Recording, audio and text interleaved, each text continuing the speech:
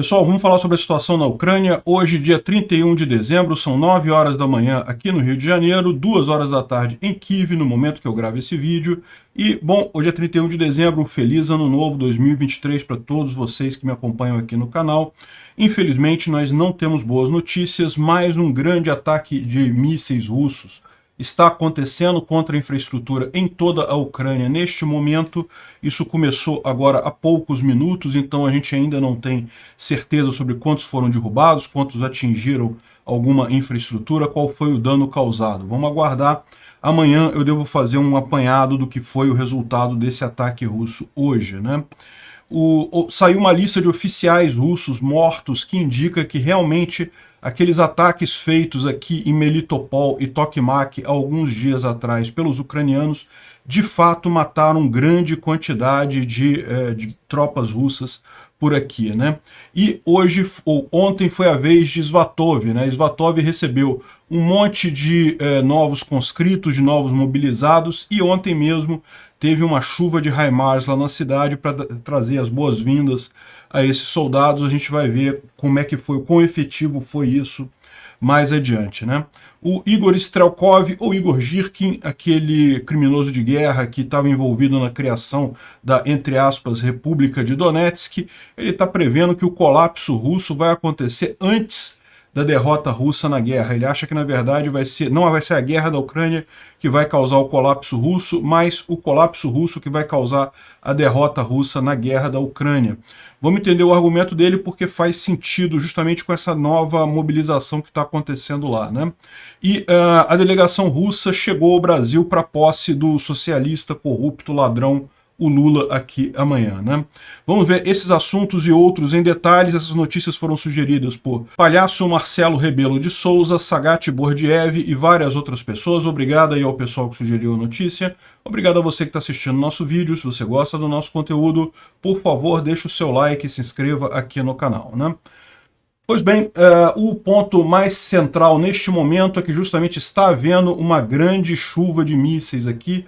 Já foram abatidos alguns mísseis em Kiev, em Zitomir, enfim, em vários lugares aqui na Ucrânia.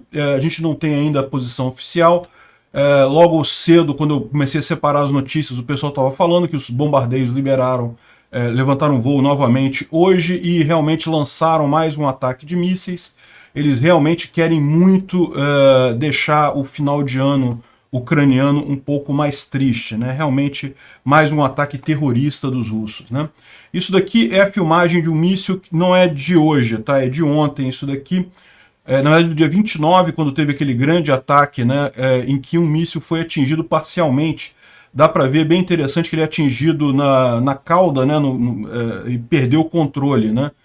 Enfim, mais um míssil que foi derrubado da última vez. E hoje teve de novo esse ataque, vamos ficar sabendo amanhã os resultados dele, né?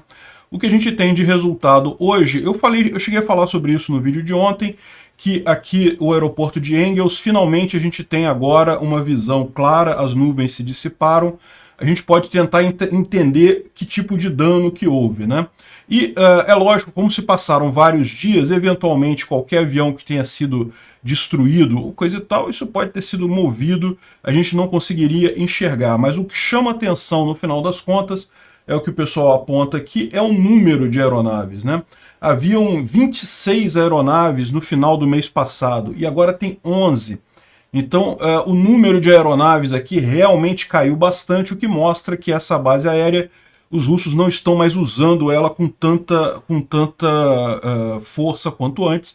Se tem 11 porque eles deslocaram esses aviões para outros lugares, ou porque realmente alguns aviões foram danificados e estão em hangares aí sendo consertados, a gente não sabe.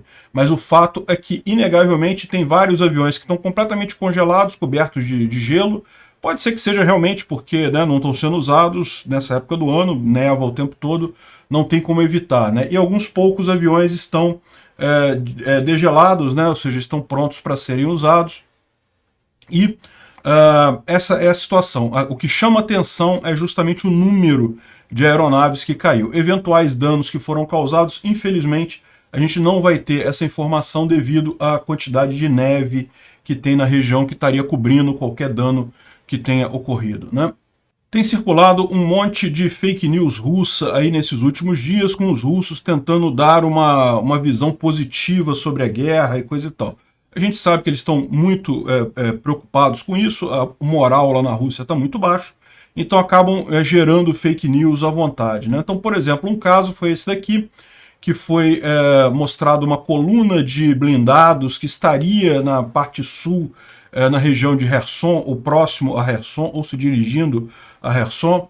Mas essa coluna de blindados aqui, na verdade, é do início do ano, lá de março, lá em Kiev, né? O Defimon fala aqui que ele está 95% certo de que isso não é no sul da Ucrânia, é mais provavelmente em Kiev, mas a gente já viu outros comentaristas até com imagem equivalente, mostrando que sim, isso foi em março, lá na época que a Rússia estava no auge da sua capacidade, tentando avançar lá em Kiev e acabou não conseguindo mesmo assim, né? Então é o que ele fala aqui, o exército russo está indo tão mal que eles estão precisando botar essas imagens assim fantasiosas para tentar animar o pessoal, né? E não foi a única, não. Teve uma outra imagem também que dizia que eram os russos destruindo uma posição ucraniana, mas na verdade é um vídeo de ucranianos destruindo posições russas, também já mais antigo, que aconteceu algum tempo atrás.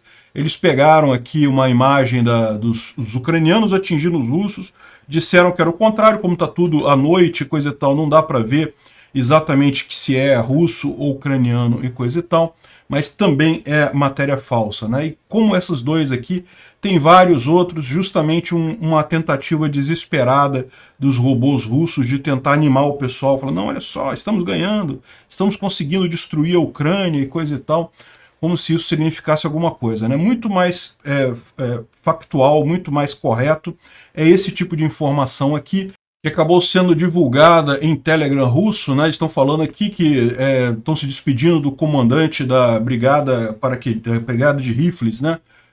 E dando mais algumas informações aqui, que foi justamente num ataque feito pelos ucranianos.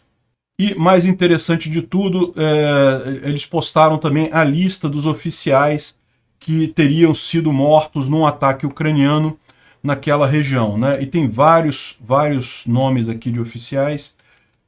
A tradução está em algum lugar aqui. A tradução está aqui. Dá para ver que é principalmente a 7ª Brigada de Rifle Motorizada, mas tem comandantes de outras unidades também.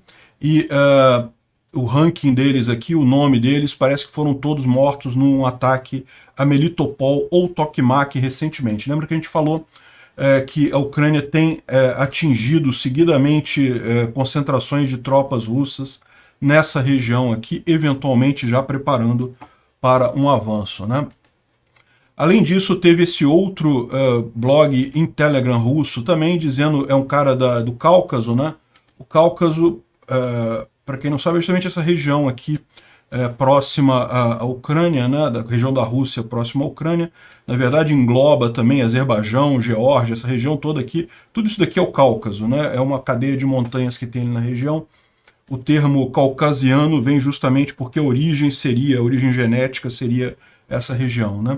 Mas enfim, o cara está falando aqui que eu não quero estragar o ano novo de ninguém, mas o fato é que muitos dos nossos rapazes morreram. Um pelotão consistindo de 90% de caucasianos acabou sendo destruído por MLRS, né, por HIMARS, né?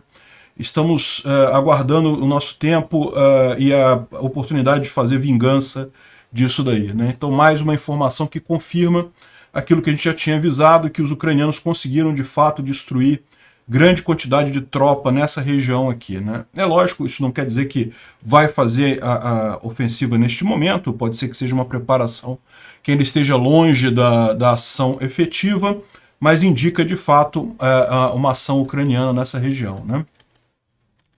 Uma outra coisa curiosa que está surgindo aqui, isso aqui é em Moscou, tá?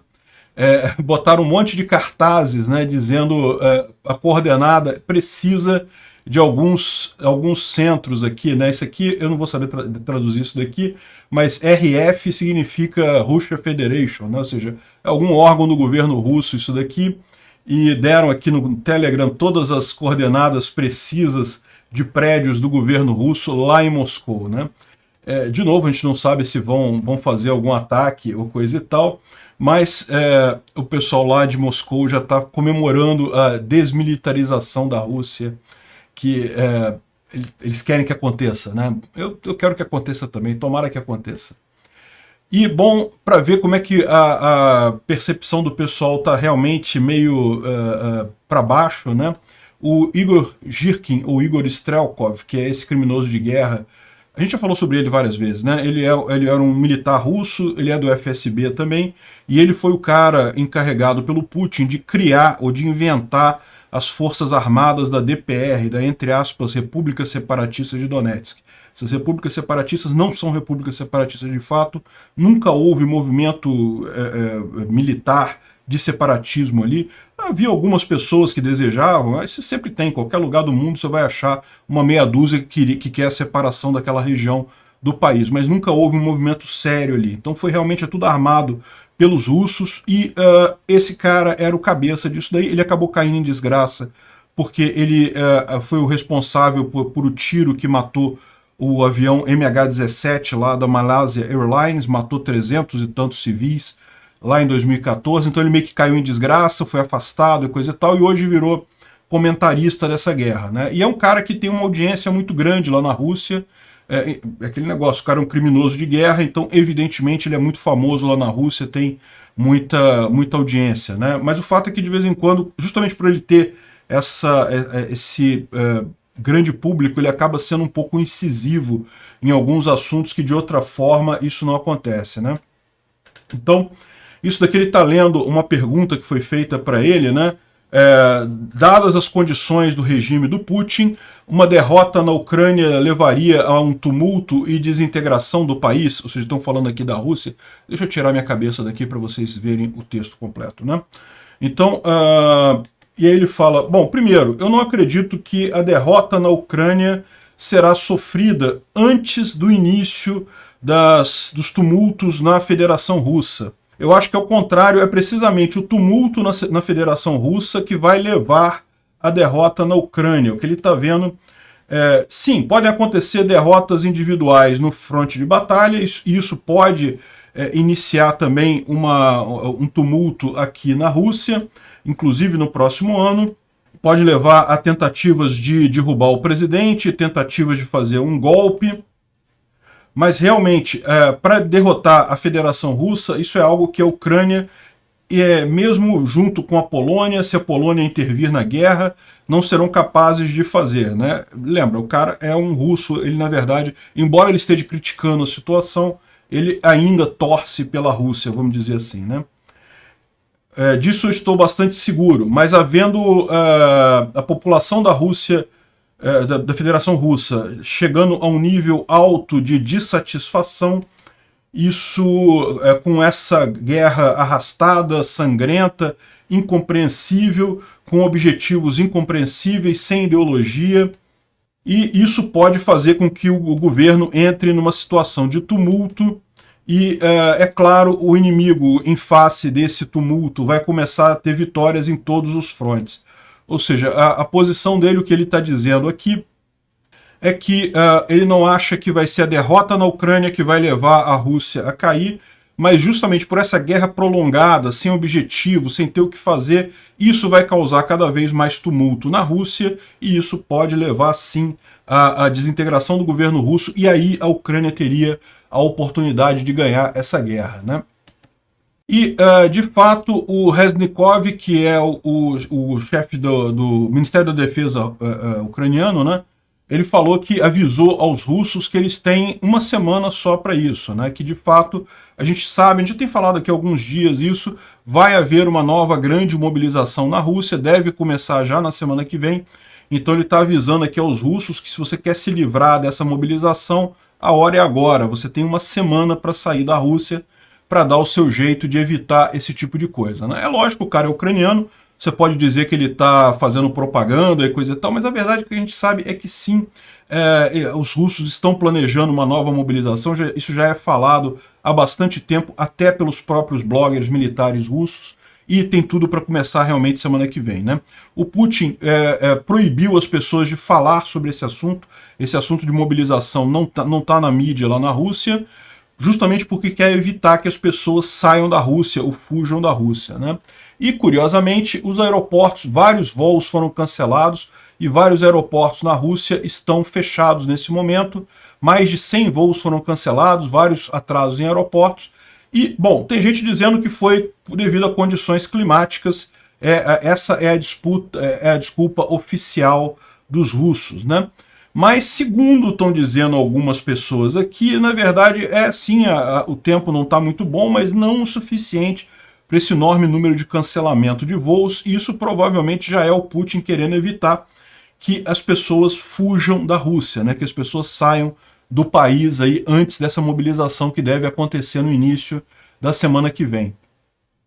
E, bom, um dos principais rabinos lá da Rússia, ele alertou todos os judeus para começarem a sair do país enquanto eles podem, né? E o que ele está falando aqui, e isso infelizmente é uma verdade, não é incomum nesses países. A Rússia já tem uma grande cota de antissemitismo e no que começar a dar errado a guerra, no que começar a ter problema na própria Rússia, não é incomum nesses países em que passam por dificuldades colocarem a culpa nos judeus, né? Em última análise, foi o que aconteceu na Alemanha, né? A Alemanha perdeu a Primeira Guerra, ficou numa situação muito ruim, e a desculpa que o Hitler deu e que acabou gerando toda a desgraça que vocês todos sabem na Segunda Grande Guerra foi justamente que era tudo culpa dos judeus, e é lógico, depois que esse tipo de coisa, essa perseguição começa a acontecer de fato, é muito difícil sair do país, então ele está recomendando que os judeus saiam da Rússia o quanto antes, para evitar esse tipo de problema, né? Bom, vamos dar uma olhada na linha de frente, mas eu adianto para vocês que não há nenhuma grande mudança de ontem para hoje. O Defmon, ele está mostrando aqui o que houve na linha de frente, né? Dá para ver que esse gráfico do bombardeio é quase que o mesmo sempre, né? A mesma coisa. Ele fala aqui que estamos novamente, esse final do ano, ao contrário do que estava previsto, está sendo mais morno, né, do que estava previsto, menos frio do que normalmente acontece essa época do ano. Isso a gente vai ver, foi uma coisa até positiva para a Europa como um todo, porque, lembra, a Europa está com um problema de gás e coisa e tal. Não é a tragédia que a Rússia, que as Russettes gostariam que a Europa enfrentasse. Não está acontecendo nada disso, tem gás à vontade, tem energia à vontade, os preços estão um pouco mais caros apenas em algumas situações, em outras nem isso. A gente vai falar sobre isso mais adiante, justamente porque esse inverno não está sendo tão rigoroso lá na Europa, né? E o mesmo acontece na Ucrânia, e o problema disso, como a gente já explicou, é a questão de que o solo não estando congelado, isso dificulta, né? Gera muita lama, dificulta qualquer ação militar. E eles estão falando aqui que a expectativa é que na quinta e sexta-feira, nos dias 5 e 6 de janeiro, que essa temperatura caia um pouco, mas também vai ter chuva. Então é possível que não vai ser tão cedo que a gente vai ter solo congelado lá na região, né? Bom, ele falando aqui sobre a situação em Svatov, novamente não teve nenhuma grande mudança aqui, a gente já tinha falado sobre tudo isso ontem. Pidkuichansky já está nas mãos ucranianas, Kolomyshchyra também, e ele está adiantando que os russos avisaram que tentaram um ataque em Dzhereny, essa outra cidade aqui, e Dzhereny estava marcada como sendo russa. Agora, se os russos estão atacando Dzhereny, é porque, na verdade, está na mão dos ucranianos, né? Então ele alterou aqui, colocou pelo menos parte da cidade nas mãos dos ucranianos, mas certamente tem aqui disputa, né, nessa área. E a grande informação que ele traz aqui é justamente, como a gente falou, que chegou por trem, chegou uma grande quantidade de mobilizados na região de Svatov para tentar suprir a perda de pessoas, aí, de pessoal nessa região, e também para reforçar as defesas, né? A gente vendo aqui, ó, Pidkuichansky caindo, essas 4 cidades aqui caindo, rapidamente os ucranianos vão chegar em Svatov, então os russos trataram de reforçar as forças aqui, só que no final do dia, os ucranianos ontem fizeram vários bombardeios nas cidades, na estação de trem, em locais que eles sabem que são agrupamentos de soldados russos, justamente para dar as boas-vindas e desejar um feliz ano novo para todos esses mobilizados aqui. Teve bastante bastante festa aqui ontem, né? Eles falaram aqui, eles mostraram alguns pontos que foram atingidos pelos ucranianos aqui. Vários locais próximos tiveram janelas quebradas e coisa e tal, e é provável que os russos estivessem trazendo reforços para a região lá do leste, né? Sempre bom dar uma boa-vinda calorosa a esses novos mobilizados. Aqui em Kriminá não tem nenhuma grande mudança em relação ao que a gente falou ontem, né? Seguem os ucranianos se aproximando da cidade aqui pela área de floresta aqui ao sul.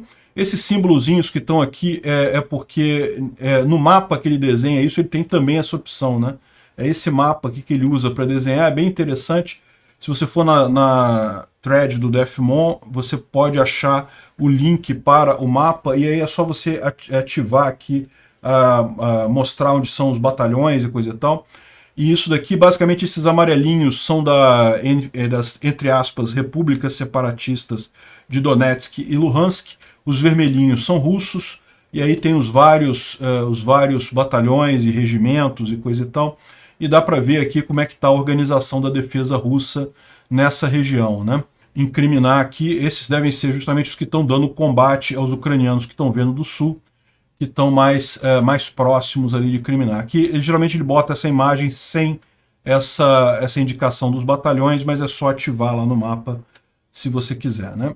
Aqui no norte de Bakhmut, a gente parece que os russos estão avançando em Yakovlivka em direção a Rozdolivka, que é mais aqui no norte. Isso é um problema, né? Isso não é uma coisa positiva. Como a gente sabe, o grande plano dos russos nessa região é a partir de Yakovlivka, chegar aqui e tentar pegar Soledar. Se os russos tomarem Soledar, aí sim a posição ucraniana em Bakhmut fica muito complicada, porque, como vocês podem ver, uma boa parte das estradas e rodovias e ferrovias, que chegam a Bakhmut, que são usadas para abastecer Bakhmut, vem justamente de Soledar, né?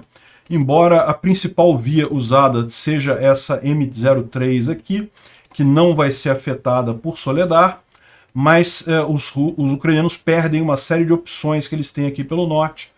Então é um ponto de atenção que a gente tem que ver aqui, se realmente os russos vão conseguir continuar essa ofensiva deles, né? Por hora, estão avançando, mas muito devagar, então não chega a botar medo de fato, né?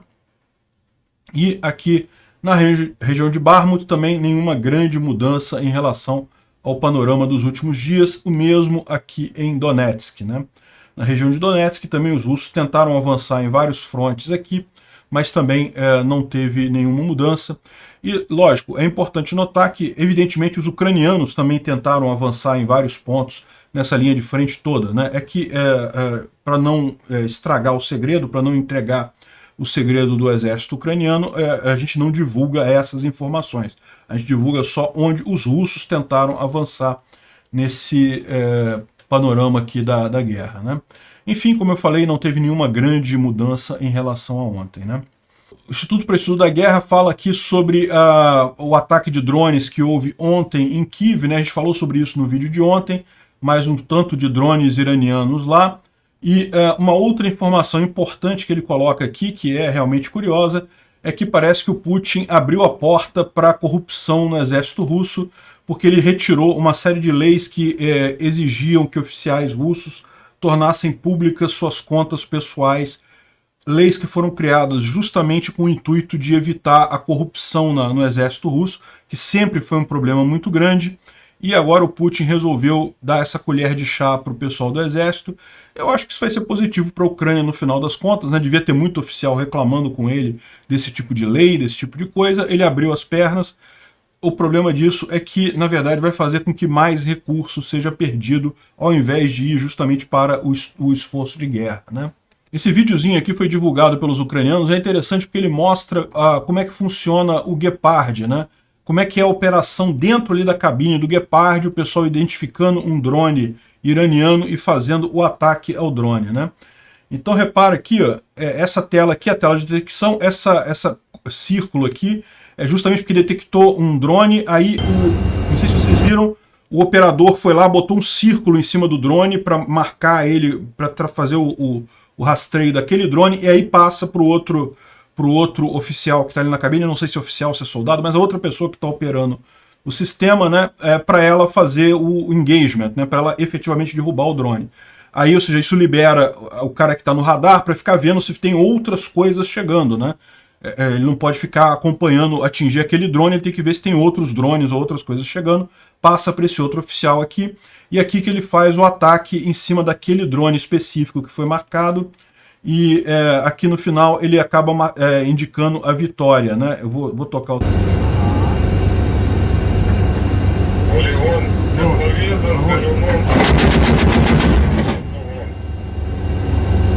Огонь! Есть нахуй! Сброс! A primeira rajada não pegou, a segunda rajada pegou o drone, o pessoal comemorando a queda do drone, né? Aqui tem uma thread em inglês que explica, desculpa, em alemão, que explica isso em detalhe. Então aqui no radar ele mostra o radar já identifica com esse círculozinho, não o círculo vermelho, não, o círculo vermelho foi editado na imagem, mas esse outro círculozinho mais claro aqui embaixo, ele está indicando que esse daqui é um drone, foi identificado como um drone. Aí o operador ele usa essa manetezinha ali para botar um outro círculozinho aqui, né? A gente viu isso acontecendo, o círculozinho chegando. Aí ele bota um outro círculozinho aqui e marca engage, né? Ou seja, marcou o alvo, né? Aí vai para o outro operador. O cara do radar continua aqui no radar para ver se chega outras coisas, né? Aí aqui é o cara que faz justamente o controle da rajada de tiro. A maior parte das coisas é automatizada, né? É tudo por computador para identificar a posição, mirar e atirar no drone. E deu para ouvir lá que a primeira rajada não pegou o drone, mas a segunda pegou, o pessoal comemorou, coisa e tal. Isso aqui avisa justamente o fato de que o drone sumiu, né? Então, bem interessante isso daqui para a gente saber como é que funciona, né? Dentro de um Gepard desse. Bom, por falar em equipamentos estrangeiros, esse daqui é o M2 Bradley, que pode vir para a Ucrânia. É um veículo blindado de infantaria, ele pode ser usado para transporte de pessoal, e além disso ele tem um canhão aqui com uma força muito grande, é muito rápido, chega a 60 km por hora, o que em termos de blindado é muito rápido. É um veículo blindado que já é considerado obsoleto pelo exército americano, inclusive eles jogaram fora um monte deles aí recentemente, e agora a conversa é mandar eles para a Ucrânia, né? E aqui o David D fala sobre como seria isso e coisa e tal, e ele explica que, lógico, se for enviado esse equipamento para a Ucrânia, também vai ser enviado centenas, toneladas de peças de reposição. Esse tipo de veículo é o tipo de veículo que acaba levando muito tiro, né? É um veículo que está na infantaria, está na linha de frente, né? Então é muito importante você ter peças de reposição para conseguir substituir, consertar lá na frente, mas segundo ele isso não é difícil, o veículo foi feito para ser simples de ser reparado, até pela própria infantaria na linha de frente. Então a maior parte dos problemas que pode dar com o veículo, o próprio infante lá na frente, o próprio guerrilheiro faz o conserto do veículo. É lógico, vai ter alguns problemas que pode precisar trazer para a retaguarda para consertar, mas o que ele fala aqui é que a maior parte das coisas é tudo plug and play. Você tira um lado, bota a peça nova, só precisa ter as peças de reposição, né? E o fato é que eles conseguiram ter um bom resultado contra até o T-72 nas guerras do Golfo, né? O T-72 é o principal tanque russo, né? Lembra, isso aqui não é um tanque, tá? Isso aqui é um veículo blindado de transporte de tropas e de apoio à infantaria. Ele tem uma arma forte aqui, um canhão forte que pode perfurar a blindagem, pode atingir mesmo os T-72, mas é lógico, se ele, por exemplo, levar um tiro de um T-72, ele não vai sobreviver, né? O tanque ele tem uma capacidade de artilharia muito maior do que ele. E, de qualquer forma, cabem 6 soldados dentro, além da tripulação, que é um motorista, um artilheiro e um comandante. E, enfim, bem interessante aqui a descrição que ele faz. Ele mostra todas as melhorias que esse veículo teve. Ele também, tal como os BMPs russos, ele foi criado na década de 70. Só que, desde a década de 70, ele teve um monte de melhorias aqui. Ó. Ele bota todas as melhorias do M2 Bradley aqui em vermelho e mostra também todas as melhorias que teve aqui também em retângulos em vermelho nos BMP-1 russos, né? Você entendeu? É isso mesmo, não teve nenhuma, né? Então, é bem interessante o veículo. Vamos ver se realmente vai para a Ucrânia. Ele fala que não é difícil treinar o pessoal para guiar esse tipo de veículo, é tudo muito simples de fazer. Então, é uma possibilidade realmente disso daí ir para a Ucrânia, né? O general SVR diz que o Putin recebeu o aviso de que houve do total de mortos russos na Ucrânia até o momento, que seriam 104.186 pessoas, né? E isso conforme até às 6 da manhã no horário de Moscou. Isso daqui é o valor apenas do exército russo. Então você tem também mais quase 34 mil mortos do grupo Wagner e mais uma série de outros. A Guarda Nacional também perdeu 6 mil. E tem também o pessoal da, entre aspas, República Separatista, que também já perdeu um monte de coisa. Ou seja, até oficiais do FSB já teve um monte que foram mortos nessa guerra. Então, realmente, a quantidade de mortos nessa guerra é muito grande. E é por este motivo, esse é um dos motivos pelos quais a gente sabe que o Putin vai querer fazer mais mobilização no início desse ano que vem, né? Por isso que o pessoal está muito esperto com isso daí. Agora, outra coisa curiosa foi o principal poisoners, né, o principal envenenador russo, né, o cara que é especialista em envenenamento. Vocês sabem, a Rússia tem um histórico disso muito impressionante. Desde a época da União Soviética, eles sempre conseguiram envenenar pessoas com muita facilidade, e tem vários exemplos de pessoas que morreram envenenadas, e outras em que tentaram envenenar, a pessoa acabou sobrevivendo, como foi o caso do Navalny. E o principal chefe lá dos envenenadores criticou a guerra na Ucrânia, não dizendo que a guerra esteja sendo injusta. Não, o pessoal é russo, eles querem a guerra. Eles só estão dizendo que a guerra foi muito longe, está demorando muito, tem que deixar para lá esse negócio, que essa guerra está demorando muito. E daí parece que ele foi demitido, o cara, né? Tomara que ele vá lá e envenene o Putin, seria ótimo. Bom, e como eu falei, o preço do gás na Europa, né, ao contrário do que a Rússia previa, que ia explodir, na verdade, neste momento, ele está praticamente no menor valor do ano, com exceção de alguns poucos dias aqui, exatamente antes da invasão russa da Ucrânia, né, que estava abaixo de 76 euros por megawatt-hora, né, tirando esse pequeno período aqui, agora está no menor valor do ano realmente, né, ou seja, a tentativa russa de tornar a Europa refém do gás russo falhou vergonhosamente, né? O pessoal achava que tinha a Europa na mão, que a Europa não iria intervir nessa guerra justamente com medo de passar frio, e não deu certo não. A Europa ficou do lado da Ucrânia e a Rússia agora é que se deu mal nesse blefe deles. Por quê? Porque perderam o principal mercado que eles tinham. Eles podem vender o gás deles para a China, para a Índia, para outros países aí? Podem vender, claro. Mas nunca teriam tanto lucro quanto eles têm vendendo para a Europa, porque é um cliente muito próximo, vai tudo por gasoduto, não tem que fazer gás liquefeito, não tem que fazer nada. Então, assim, a Europa era o melhor cliente possível para os russos e eles perderam esse cliente agora, né? Esse caso aqui está chamando muita atenção, né? Os alemães identificaram um agente russo dentro do serviço de inteligência do Ocidente, da OTAN, justamente repassando informações sobre ações do Ocidente para apoio à Ucrânia, né? Uma coisa bastante crítica, né? Aqui no Wall Street Journal, que tem a principal matéria, a gente não consegue ver porque está exclusivo para assinantes, mas tem algumas outras matérias falando sobre a mesma situação, e parece que foi justamente uma dica de um outro serviço de inteligência, eles não estão dizendo qual aqui, que avisou os alemães, e os alemães prenderam esse cidadão alemão, que está identificado como Carsten L., mas na verdade, ou seja, eles não sabem se ele é alemão de verdade, pode ser russo, pode ser qualquer outra coisa. Enfim, estão sendo investigados. Parece que ele estava trabalhando em conluio com uma outra pessoa, que eles estão identificando ainda, não informaram mais, não deram mais informações, justamente para evitar, para ajudar na investigação, para evitar que a pessoa fuja, né? Eu imagino que no momento que eles divulgaram essa informação aqui, isso aqui já tem um objetivo, já deve ser deixar a outra pessoa preocupada, tentar sair, tentar fugir, para tentar pegar ela, né? Eu imagino isso, não sei. Mas o fato é que o governo alemão chegou a expulsar mais de 40 espiões russos em abril, e ainda teve esse aí que ficou para trás e que estava dando informação.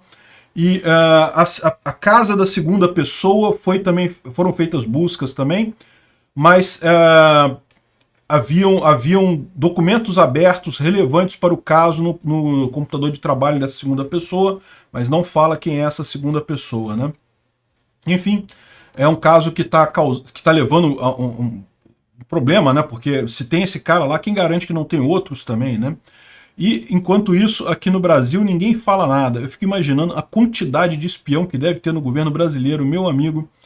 Não sei se vocês viram a história daquele brasileiro que foi eleito lá em Nova York como deputado, né? Tá dando muito o que falar, porque parece que ele tem muitos laços com a Rússia e já tem gente se perguntando se ele é de fato brasileiro ou se ele é, tal como aconteceu algumas outras vezes aí, um espião russo plantado no Brasil, né? E por que eles usam o Brasil? Porque os russos já têm maneiras de tirar passaporte, de tirar identidade brasileira aqui. A gente viu todos esses casos, no caso do Miller Ferreira lá, que era aquele espião que tentou entrar no tribunal de Haia, né? Que estava aqui no Brasil, que tirou a identidade dele era verdadeira, foi emitida aqui no Brasil. O passaporte brasileiro dele era verdadeiro, não era falso, não. Ele conseguiu emitir um passaporte aqui no Brasil com uma história da carochinha que inventaram lá, para você ver, né? Isso aí indica claramente que tem gente dentro do governo brasileiro, dentro da Polícia Federal, envolvida com espionagem russa. Não tem outra alternativa. Se o pessoal seguisse o procedimento certinho lá, não conseguiria emitir um passaporte verdadeiro para o cara, né? Enfim, aí imagina que até a Alemanha, né? Mas na Alemanha pelo menos eles estão identificando esse tipo de coisa. Aqui no Brasil... E por falar em Brasil, o avião Il-96 trouxe a delegação russa para participar da posse do corrupto, né? Então, o corrupto toma posse amanhã novamente, nós vamos para a merda completamente esse ano, desejem boa sorte para nós brasileiros.